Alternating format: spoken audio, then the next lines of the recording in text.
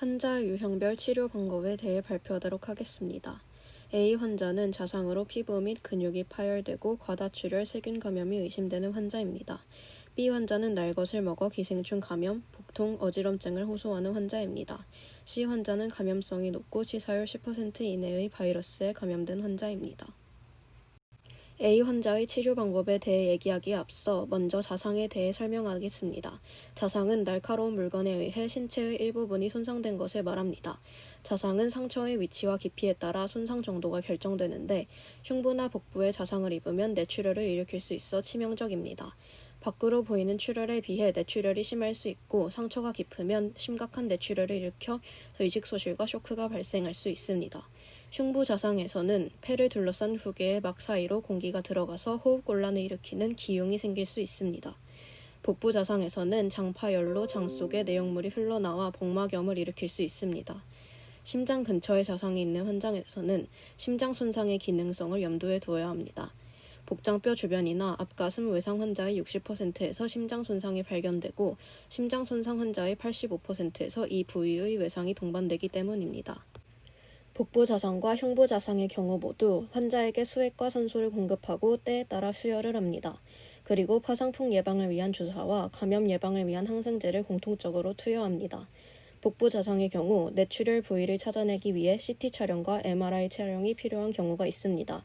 그리고 출혈 부위를 찾아내면 봉합을 위해 시험적 개복소를 시행하기도 합니다. 흉부 자상의 경우에는 상처가 깊으면 내부 손상을 살펴보기 위해 흉부 엑스레이, 심전도, 심초음파 등의 검사를 실시합니다.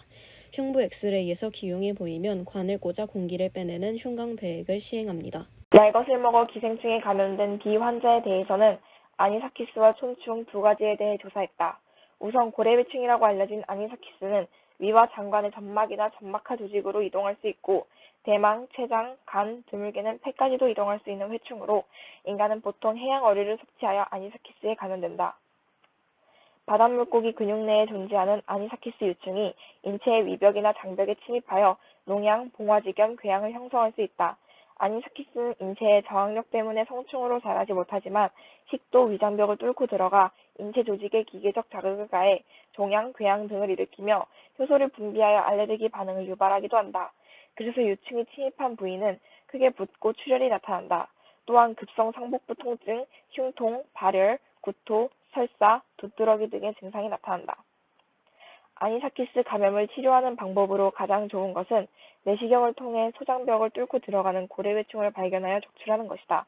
다만 충치가 완전히 위벽 내로 들어가면 위 내시경을 통한 적출이 불가능하기 때문에 증상이 심하지 않으면 별다른 치료를 하지 않아도 되지만 증상이 심한 경우에는 수술로 반드시 제거해야 한다.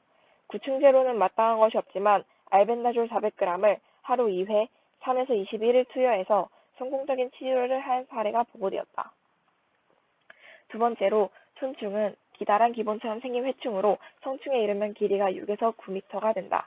인체에 감염되는 것으로는 돼지에 기생하는 갈고리 촌충, 소에 기생하는 민촌충, 생선에 기생하는 넓은 마디 촌충이 있다. 촌충에 감염되었을 때는 복통과 설사가 나타난다. 갈고리 촌충과 민촌충에 감염되면 식욕이 증가한다는 특징이 있다. 특히 민촌충에 감염되면 성충의 마디가 항문 밖에서 기어다니는 것을 느낄 수 있다. 넓은 마디 촌충에 감염되면 거대 저하구성 빈혈 현상이 생겨 어지럼증과 호흡 곤란이 올 수 있다. 그리고 갈고리 촌충의 충란에 의해 낭충증이 발생하기도 한다. 충란에서 부화한 유충이 장벽을 파고들어 혈액을 타고 인체 어느 부위로든 이동할 수 있어서 만약 뇌로 이동하게 되면 간질이 발생할 수 있고 눈으로 이동하면 실명할 수 있다. 촌충 감염은 초기 진단이 중요하다.